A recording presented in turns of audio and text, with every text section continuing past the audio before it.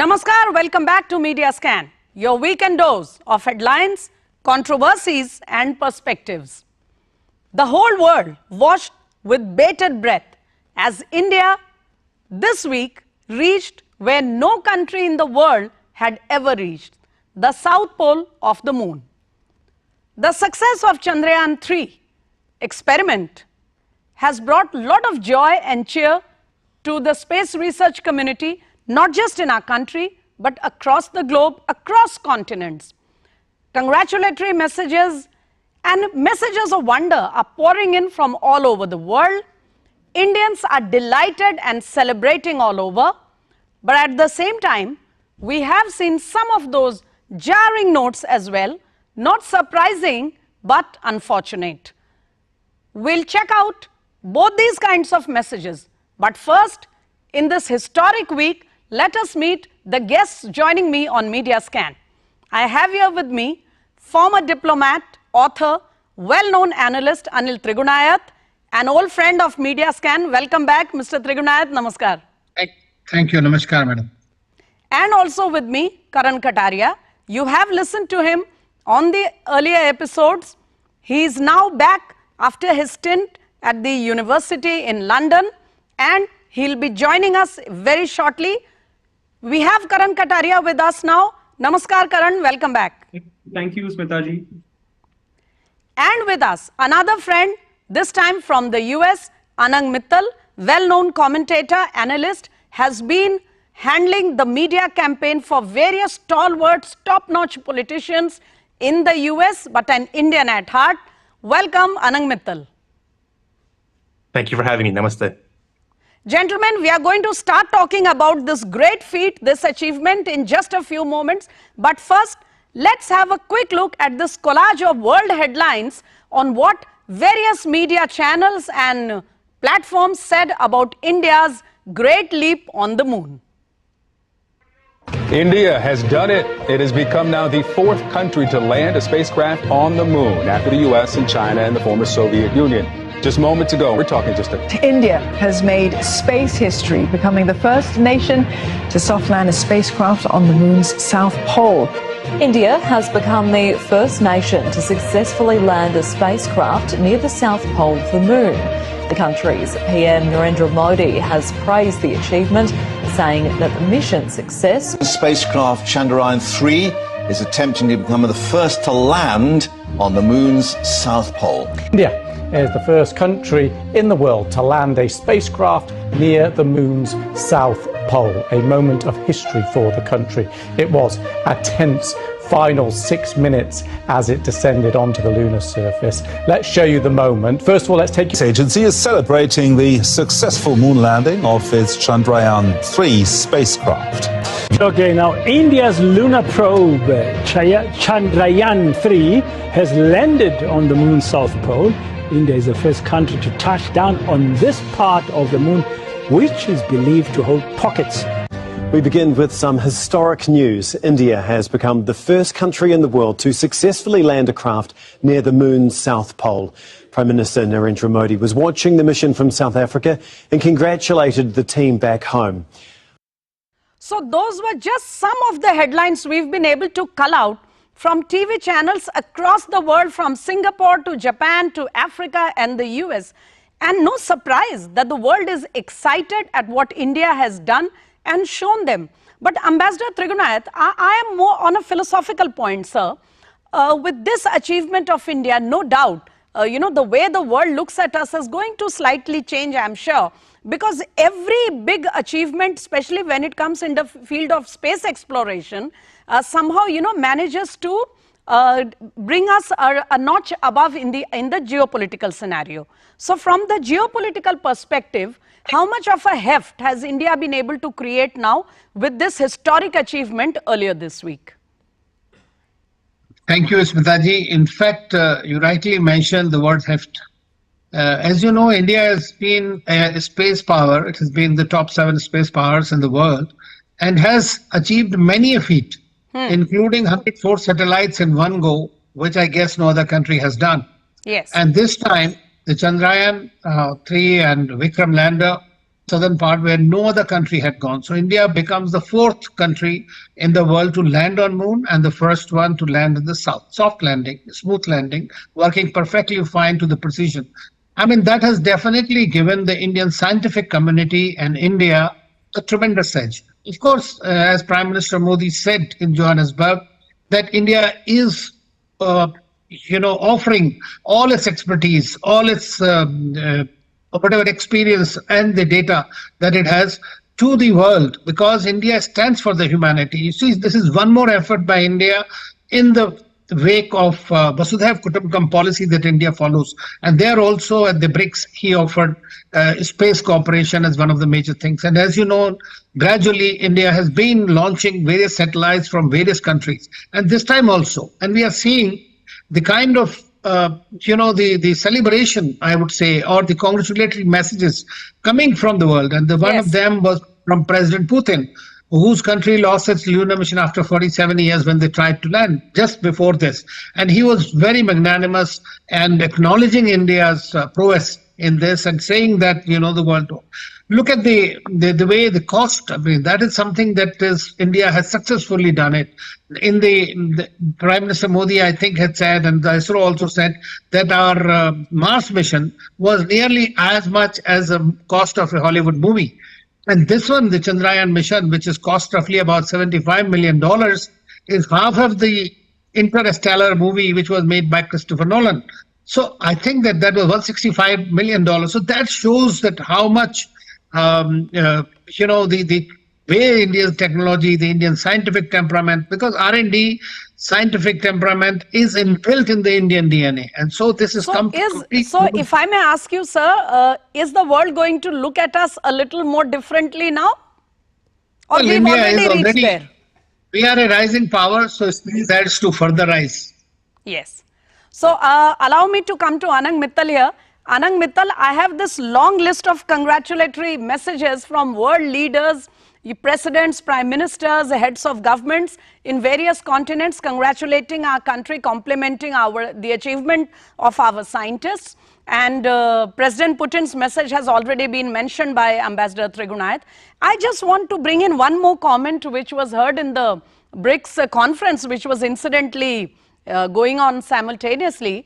And, the way BRICS leaders said that this is an achievement for us, meaning to say the BRICS. So, it seems that a lot of countries in the world have started, identifying themselves with India's growing rise. They want to be partners in our progress, and India's achievement, according to them, is an achievement for all of them.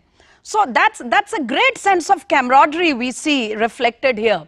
But at the same time, there is a well-known publication in your country of residence in the US, which had some time ago, when our Chandrayaan 2 did not manage a soft landing, had crashed on the surface.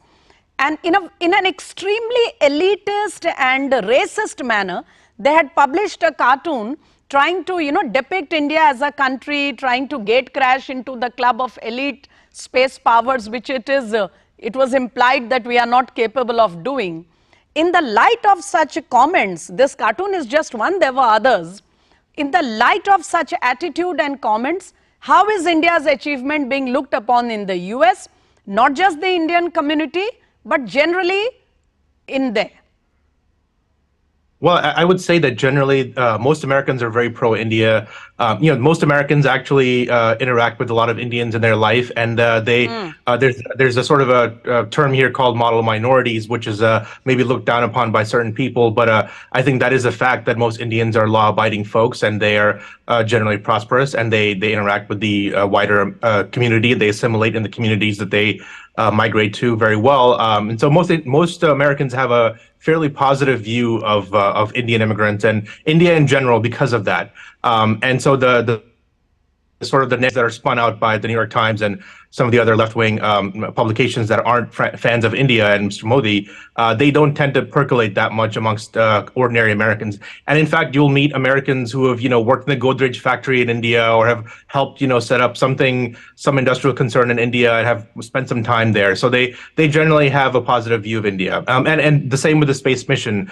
It only shows that India is becoming this rising power, and as opposed to China, these achievements are being looked at as positive developments. Oh, it's a good thing that India is doing this. It's a good thing that there's a country that isn't opposed to America or isn't sort of standing up against in enmity with America. So that's the context that most people are looking at, and speaks to the wider story of India's success in all formats and in all parts of the world. Indian CEOs, Indian industry, and again, some of the geopolitical tensions with China. You mentioned BRICS. The Americans would certainly like to have a better relationship with India, and so these kind of things are there's already been a mission announced with NASA, some kind of partnership. So I think those are all positive developments, I think. So two things I gather from what you've just articulated. Number one, what a section of the US press is trying to say or had been saying earlier is not reflective of, the sentiments of the general Americans residing there, the business community, the professionals, etc. And secondly, whatever feat we achieve in the field of space exploration or otherwise, Americans cannot avoid, sort of seeing it in the context of China. Is that right, if I put it that way?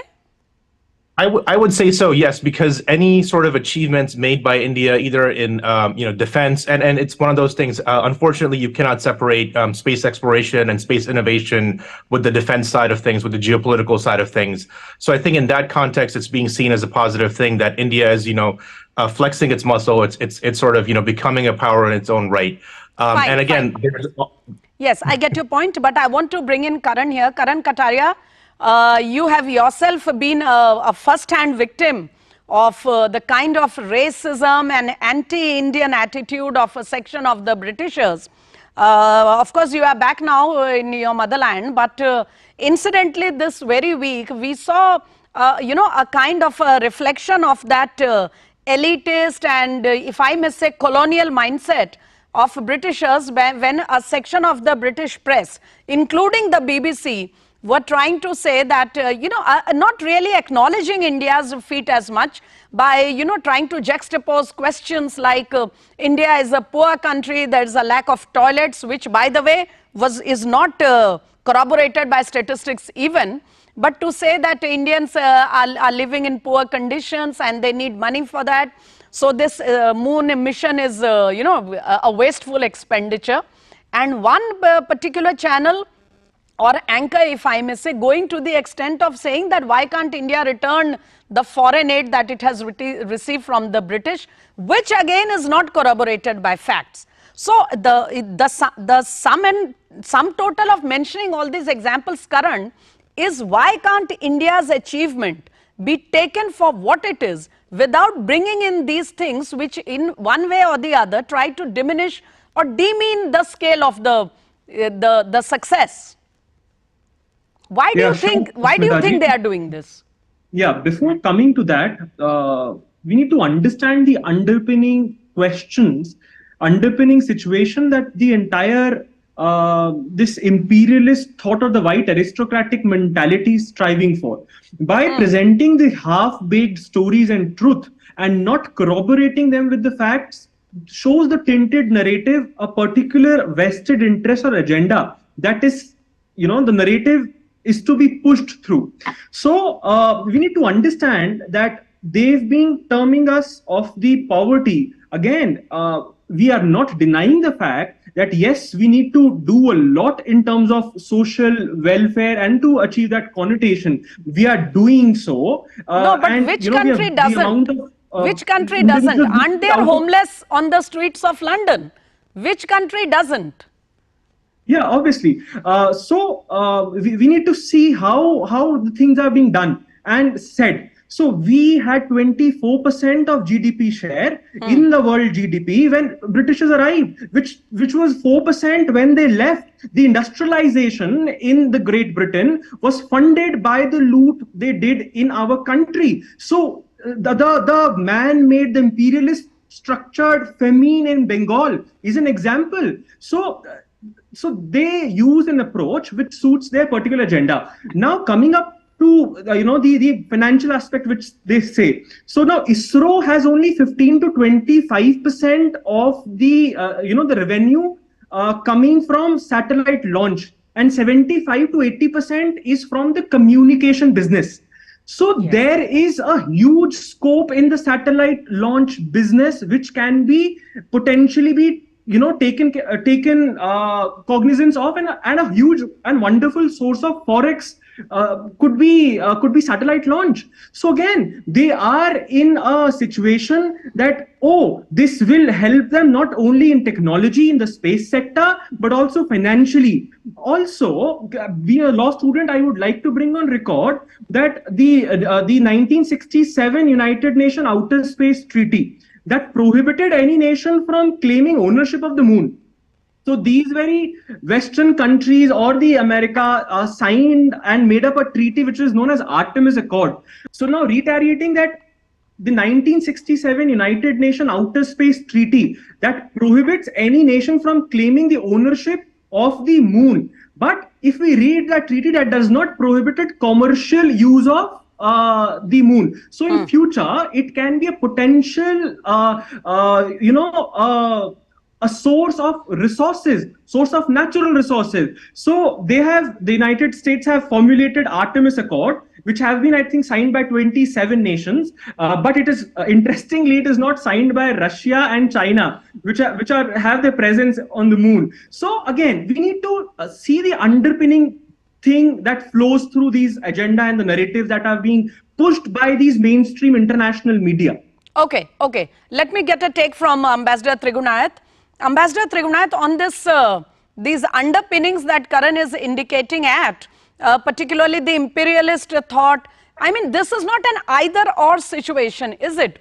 India has been investing majorly, at least in the past few years, in the sanitation, in the good health, in health insurance, in housing, in getting drinking water, good potable, clean potable water, etc. to its people. But at the same time, we are also, globally aware a country, we aspire for a space exploration. Our scientists are reaching there. And as Karan has just mentioned, there is a commercial aspect to it also. As we grow in space exploration, it is also a source of growth economically. So what is this imperialist mindset trying to, remind us or sort of rub it on us about our poverty, whereas the latest statistics show that it is actually European cities who may be facing the situation on which they are trying to mock at us? Well, you are absolutely right. I mean, this is the hypocrisy of the West. Yes. Or even some other countries in our neighborhood also who don't want to see India rising in that sense. But if you close the eyes, that doesn't mean it becomes the night or the day. So that is something we don't care about what these colors. We have to develop our own communication strategies. What is happening in reality is seen by their leaders' statements. You see whether the British leaders, whether the Americans, whether it is the NASA, whether it is the European Space Agency or anyone else, they have all hailed India's efforts and India's achievements, because India does not consider its own achievements. It considers as the achievements for the humanity. Now look at just nearly a year ago, when the world was suffering from the pandemic, which was the first country that rose to. We even provided medicines and others to the United States. Yes. To Canada, from where you have a lot of negativity coming against India, still we provided them 5 million vaccines that they wanted. Similarly, the whole of Africa, that was their kutumkam they follow. So the problem is they're worried about India's rise in intellectual heft, as well as we are today the 5th largest economy and 3rd in terms of the PPP purchasing power parity. So those are the things. I mean, we just, beat United Kingdom to become the 5th economy, as you know. So now we are going to be by 2030. So these are the things that they are not able to digest, thinking that, okay, their colonial mindset, their master attitude does not work, but India doesn't care anymore about these things. So Fine, yes. we will continue and on that note, sir, I know you have to go, so I'll just put a very quick query to you because it really interests me. And I was going through all the reactions the world over on our achievement, and very interestingly, if I would not say silent, but the most quiet, the most muted response has come from the Chinese media. Small headlines in one corner of their, platform. It seems as if China, is while not criticizing the move, is sort of trying to, just not give it space at all. How do you look at this? Why would China ignore an achievement right in its neighborhood? Well, I think that this is the part of their strategy. China is a master in the disinformation warfare, as we call it, gray zone warfare. So you just ignore something. But I'm quite sure that President Xi Jinping met Prime Minister Putin and at the sidelines of the BRICS, he would have definitely congratulated the Prime Minister. So I think that that is just one of those things that they want to underplay. All the time when something good comes about India, the Chinese media will talk about and belittle that. But that is, China is going to be our challenge for the future in every single geography. And so we'll have to be prepared for it and remain ready for it. I will bring Anang Mittal here because you just said that, they have somehow not been able to, many countries in Europe as well as the US have not been able to come out of that mindset. The question is, Anang Mittal, India, is the tricolor is there on the south pole of the moon now. And we, despite all the challenges, including COVID, we have been able to not only improve our living conditions, but we are there in the US in so many sectors, and one after another, India is increasing its positioning globally. You can see the recent BRICS conference in that context. How much more time does the West need to actually recognize India as an equal and to acknowledge and also to come out of that mind looking at us as what they like to call third world? Well, I think it will take some time. It's not an easy thing to see a formerly colonized country and its people succeed and continue to just do amazing things. We've seen some of this racist rhetoric even in America from people who are not happy that a lot of the CEOs of American companies happen to be Indian origin. So I think that's one of those things where I always tell people, raise your head high and, go about as if those people don't exist because they're a very small minority. And just speaking from personal experience, I grew up in school in India. I went to APJ school in New Delhi. The only achievement that we were told about was Rakesh Sharma, Sare Jahan Se Acha from the 1970s. So I think it's a great thing that school children of today are, much more involved, much more interested in the Indian space program and not just the space programs of other countries, and can actually, talk about the ISRO scientists, the people who are making these kind of technologies and can raise their heads high and don't have to look to other countries for inspiration. So I think that's the way to go about it. I think a lot of these people will find it very hard to swallow that India is going to be a world power very soon, and that's just the facts, Profound words, Anang Mittal, and I'll take a very quick take from Karan Kataria as well, and then I shall have to wind up. Karan Kataria, incidentally and quite interestingly, the Prime Minister of the UK happens to be a gentleman of Indian origin. India is now part of that four-nation elite club which have managed to land on the moon, which incidentally does not include the United Kingdom. There are Indians in stellar positions, decisive positions working in the UK, as also in other cities of Europe. Same question, how much more do the Britishers or the UK need to acknowledge the fact that India is not a colony of theirs?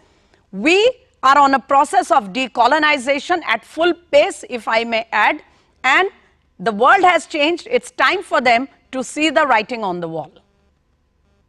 Yes, definitely, Smitaji. It's time that they acknowledge and put on record the contribution of Indians and Indian origin people in UK itself. I'm talking about the statistics. If you see the contribution of workforce in terms of doctor, chartered accountants in the UK workforce, the Indians are dominating it. If you see the business and the economic factor, again, India is contributing majorly. So what I think is when news channels put through these doubtful credibility theories, they should give right facts. Their job is not just to ask questions, which is again a primarily thing, but again to inform the people what is right or what is wrong. When they're questioning India, when they're questioning the ISRO, and they're under the facade of poverty and the economic aspect. The last two launches in October 2022, I think, and March 2023, ISRO earned almost 1100 crore by launching communication satellites. And again, they talk about the budgetary aspect. I think the Indian budget on space mission is not so humongous that we are not compromising on our welfare schemes. So when you question what is the basis, what is the methodology, what is the aspect that you're coming to that particular conclusion, so that is to be questioned, that is to be understood. Got your point, Karan Kataria, and perhaps we shall get back to the subject once more. We hope, meanwhile, that the attitude certainly changes. But on that note, I am afraid I have run out of time. Ambassador Trigunayat had to go, but we have really benefited from his perspective.